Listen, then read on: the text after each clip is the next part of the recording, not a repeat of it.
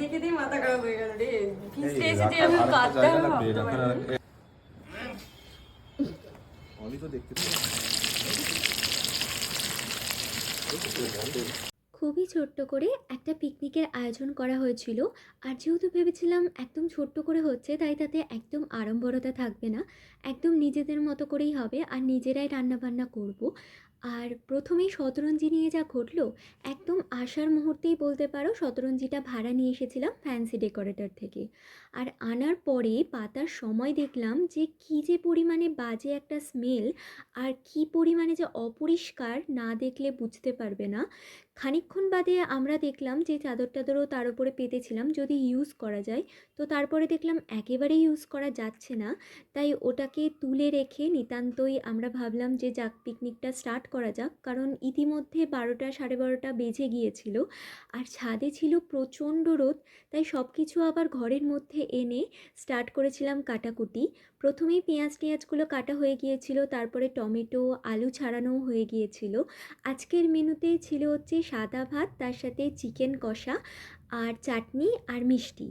আর এই দিকে ভেবেছিলাম কিছুটা বোনলেস চিকেন নিয়েছিলাম, সেটাকে দিয়ে চিকেন পকোড়া বানাবো। আর প্রথমের দিকে টমেটোটা কাটার আগে পেঁয়াজ কাটছিলাম, আর সেই কাটতে কাটতেই যে চোখ দিয়ে এত পরিমাণে জল পড়ছিল কি বলবো। সকলে মিলে এইভাবেই গল্প করছিলাম, কারণ অনেকেই আসেনি তখনও, তাই আমাদের ব্রেকফাস্টটাও শুরু করা হয়নি খাওয়া। তার জন্যই কাটাকুটিটা আমরা করছিলাম আর কি। বলছি আমার কি দেখে দিয়ে মাথা খারাপ হয়ে গেল রে। এই ফিস্টে এসে যে রাখার আমি আরেকটা কাঁদতে জায়গা হবে লাগবে, ভাবতে রাখার পারিনি। একটা থালা দাও, একটা থালা। এই যে এই যে থালায় থালাটার টমেটোগুলো মধ্যে, রাখো, হ্যাঁ। টমেটোগুলো রাখো। ওইদিকে রাখো তুমি, এখানে তুলে টমেটোগুলো আমি দিয়ে দিচ্ছি।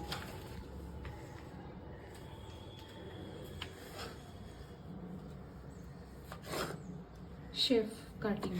হ্যাঁ, শেফ কাটিং একদম।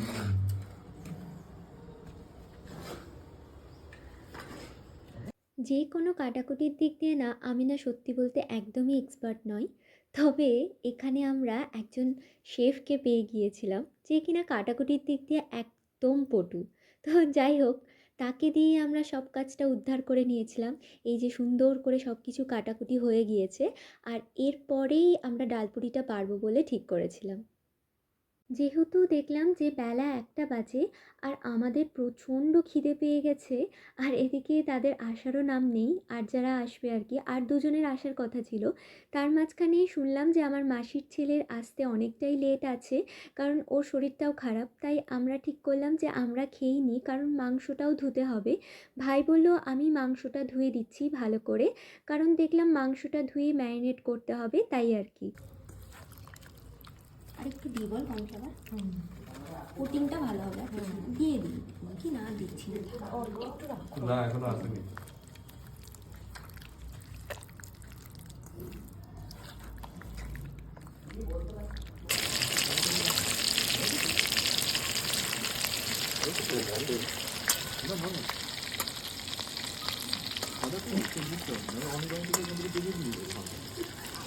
আমার মা জানে বেরিয়ে যাওয়ার তো দেখতে হবে।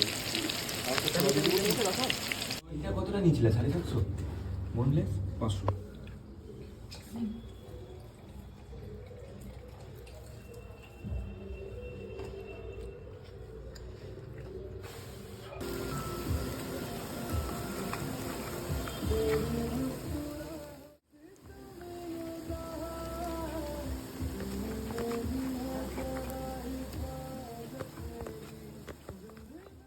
চিকেনটা যখন রাঁধবো বলে বসিয়েছি না, তখন বোধহয় প্রায় 2টো বেজে গিয়েছে। আর এইদিকে আমি তো ভেবেছিলাম মশলাটা কষিয়ে নেব আর তারপরে ম্যারিনেট করা চিকেনটা দিয়ে দেবো। চিকেনটা আমি দই দিয়ে ম্যারিনেট করে রেখেছিলাম, মা এইভাবেই করে। তো পিকনিক যেহেতু হচ্ছে, তার জন্য আমি ভেবেছিলাম যে এটার মধ্যে একটুখানি চিকেন মশলা দেওয়া যাক, তাহলেই স্বাদটা ভালো হবে। বেলা যেহেতু অনেকটাই হয়ে গিয়েছিল, তার জন্য না অনেকটা তাড়াতাড়ি করেছি, আর লাস্টের দিকে একদম কোনো ক্লিপস আমার আর নিয়ে ওঠা হয়নি। তার জন্য তোমরা দেখবে চিকেনটা যখন বসিয়েছি তখন একটা ক্লিপস শেয়ার করেছি, তারপরে আর কোনো ক্লিপস নেই। দেন ওই 4টে নাগাদ যখন মানে চিকেনটা কমপ্লিট হয়েছিল, দেন টমেটোর চাটনিটা বসিয়েছিলাম। টমেটোর চাটনিটার মধ্যে আগে পাঁচফোড়ন দিয়েছিলাম, তারপরে টমেটোগুলো দেওয়ার পরে কষিয়ে নিয়ে তার মধ্যে লেবু দিয়েছিলাম একটুখানি, আর পাঁচফোড়নটা একটুখানি ভাজা গুঁড়ো দিয়েছিলাম। তো টমেটোর চাটনিটা আমার সেই দিনে সবথেকে ভালো লেগেছিল আমার রাঁধা রান্নাগুলোর মধ্যে। তো যাই হোক, সেই দিনটা বেশ ভালো করে কাটিয়েছিলাম, মানে আনন্দ হয়েছিল খুবই আর কি।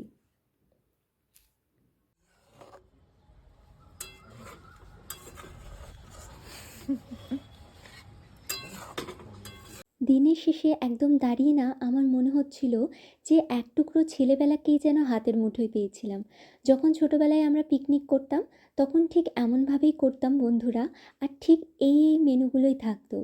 যাই হোক, মানে এই দিনটা ভীষণ মানে আলাদা রকম কাটিয়েছি। অনেক দিন পরে নিজেরা মিলে একসাথে রান্নাবান্না করা, গল্পগুজব করা, খুব ভালো কাটিয়েছিলাম। তো তোমাদের কেমন লাগলো অবশ্যই কিন্তু কমেন্ট করে জানিও ভিডিওটা।